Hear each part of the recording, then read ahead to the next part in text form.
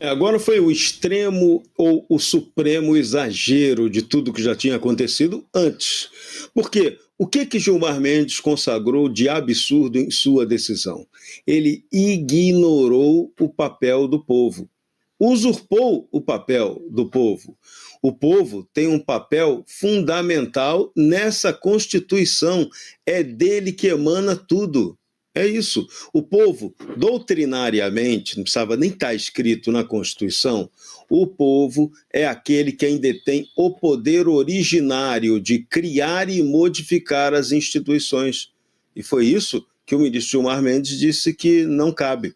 Então, ele foi contra a doutrina de Constituição do Estado, ignorando um componente fundamental desse Estado, que é o povo. Existe Estado sem povo? Não existe. Não tem como. Então, o povo é o fundamento constitutivo do Estado. Mas Gilmar disse que esse povo não serve para nada, ou não interessa nesse caso. O povo ali estaria substituído por uma figura de um procurador-geral da República, que este sim poderia tratar da questão de impedimento de ministros do Supremo em crimes de responsabilidade. E aí voltamos à questão básica. Quando a gente tem raramente no Brasil uma lei que funciona e que é muito objetiva e clara, é essa lei 1079 de 1950 do impedimento. É uma das leis mais claras que a gente tem em vigor. Ela é tão clara e cristalina que ela não foi nem revogada pela Constituição de 88, porque não podia ser, porque ela é muito clara e objetiva. E ali ela diz que é o povo que tem o papel de pedir o julgamento de membros dos poderes por crime de responsabilidade. Ponto. Acabou. E aí cabe ao Congresso avaliar se aquele pedido do povo tem justificativa ou não e seguir adiante com o processo.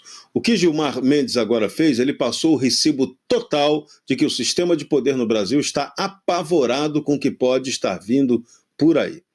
A estranha separação dele de uma mulher a quem ele diz, e ambos confessam que tanto se amam, um divórcio estranho agora, para quê? Para separar bens? Será isso?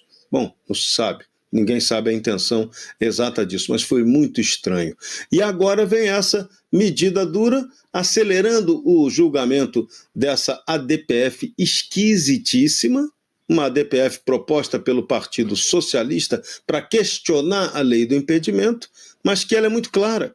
É o povo quem pede o impedimento e é o Senado. Se o Senado brasileiro tivesse o mínimo de hombridade e vergonha, já teria seguido ali o que está a lei. A lei diz que o pedido chegou lá, tem que ir para o plenário para ser aprovado por maioria simples. Aprovou, começa o processo.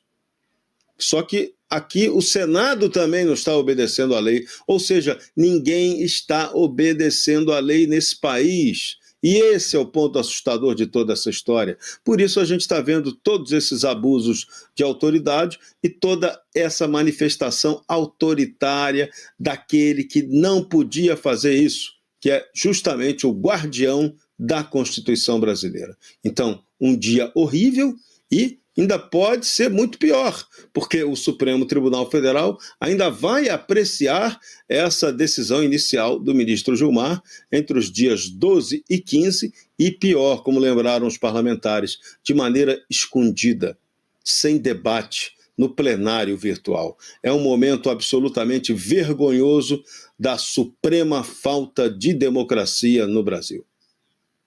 Luz, eu quero também te ouvir a respeito. O senador Rogério Marinho deixou muito claro ali que a imprensa, essa imprensa que não é independente, que não faz jornalismo independente, que tem concessões públicas, que recebe ali verba pública, deixa muito claro em algumas manchetes que existe sim um problema na Suprema Corte do nosso país, que eles ultrapassaram sim limites. Eles dão uma amenizada, tentam embalar de uma maneira bonita, mas eles reconhecem, ele chamou a atenção ali, portanto, também do papel da imprensa em tudo isso que nós estamos enfrentando no nosso país? Existe, sim, mais do que na Suprema Corte, no Judiciário como um todo, no Executivo como um todo e no Legislativo como um todo. Como Devo concordar, inclusive, com Alexandre de Moraes. O que incomoda as pessoas é que o judiciário é forte. Segundo ele, o judiciário brasileiro é o mais forte do mundo. Acredito que nem tanto.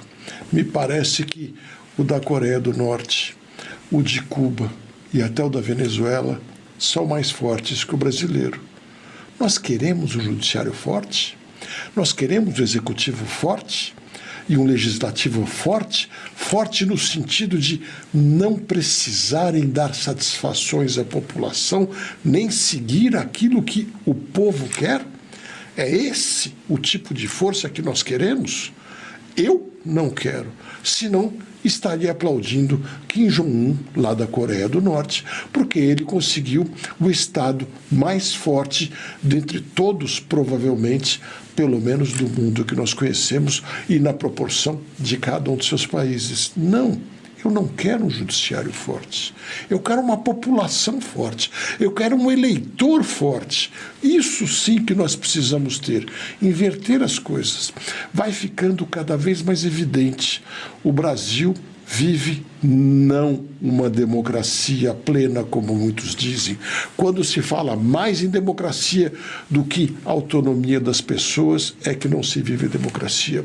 Nós vivemos claramente uma oligarquia. Oligarquia é quando diversos membros de uma família ou de grupos que não precisam ser parentes detêm o poder, não um só. Um só é a ditadura. A ditadura é quando um delega poderes a alguns, mas ele tem o poder central. É exatamente o que temos ainda na Venezuela, em Cuba, na Coreia do Norte e outros países. A chamada República Democrática do Congo, como também a Coreia do Norte se diz democrática, e muitas outras também usam esse nome.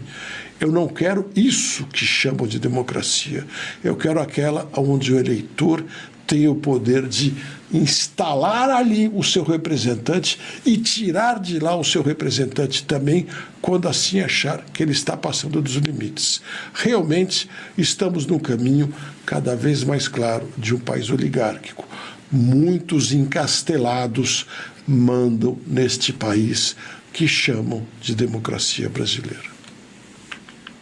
Serrão, eu ainda quero te ouvir aqui a respeito desse tema, o tema do dia. A oposição deu, então, declaração, fez coletiva de imprensa. O Zucco trouxe a público também uma nova PEC, todos eles ali mencionaram a PEC é de autoria do Novo. Ela tem como objetivo garantir constitucionalmente o direito à prerrogativa do Senado. Além disso, ela também traz o poder para qualquer cidadão denunciar qualquer membro da Suprema Corte, qualquer ministro, por crime de responsabilidade, devolvendo, portanto, a prerrogativa do Senado, devolvendo, portanto, a prerrogativa ao povo brasileiro, já que o Senado passou pela votação, passou, portanto, pelo sufrágio, foi escolhido para estar ali representando a população brasileira. Então, a gente tem aí esse ponto, ele também restabelece a maioria absoluta dentro do Senado para essas votações de impeachment, portanto, 41 votos dos 81. Serrão, é a PEC que está agora em vigor. Agora, a pergunta que fica é, o STF já não está respeitando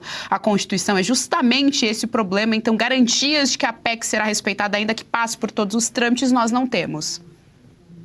Não. E o mais engraçado, até eu vou chamar de engraçado isso, tudo isso que a PEC está propondo já está na lei. Era só cumprir a lei. Por que a gente aqui no Brasil não cumpre a lei? Esse é o problema. Já está na lei, era só cumprir a lei. Cumprir a lei e o Senado tramitar. A gente tinha que ter uma regra clara para dizer o seguinte: o presidente do Senado não pode barrar. E a própria lei do impedimento, ela deixa claro isso. Não cabe ao presidente do Senado decidir nada. Entrou o pedido no Senado, tem que ser colocada para avaliação do plenário. Aí a soberania do plenário que vai dizer sim ou não. É simples. Está na lei, não tem que fazer mais lei em relação a isso. O deputado Domingos Sávio, ele citou um ponto importante ali, que é a proposta de emenda constitucional 50 do ano 2023, que ela diz o seguinte: ela altera o 49 da Constituição para estabelecer a competência do Congresso Nacional para sustar por maioria qualificada dos membros da Câmara e do Senado decisão do Supremo Tribunal Federal transitada em julgado que extrapole os limites constitucionais. Esse é o verdadeiro pavor do Supremo Tribunal Federal. Um controle direto sobre decisões do Supremo Tribunal Federal. E aí a gente entra na polêmica central de hoje, porque o Supremo considera que suas decisões são absolutamente inquestionáveis. E isso não existe na dinâmica do mundo político, não existe na dinâmica do mundo democrático. Democracia é a segurança do direito exercida através do exercício da soberania popular plena.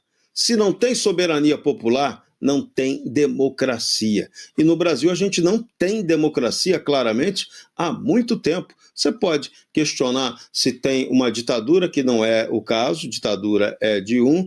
O Diogo acrescentou o conceito de oligarquia, que são poucos comandando o sistema de poder, que a gente chega próximo disso, mas na verdade o que estamos assistindo hoje é aquilo que o próprio Barão de Montesquieu definiu muito bem como tirania. Tirania é a parceria entre o executivo e o judiciário e executivo, para tomar medidas que atentem contra a normalidade da República, a normalidade democrática. Então, estamos claramente numa tirania. É hora da gente superar isso, é hora da gente fazer a lei ser cumprida. Muito mais do que criar novas leis, nós temos hoje 2 papéis fundamentais. 1, fazer a lei ser cumprida.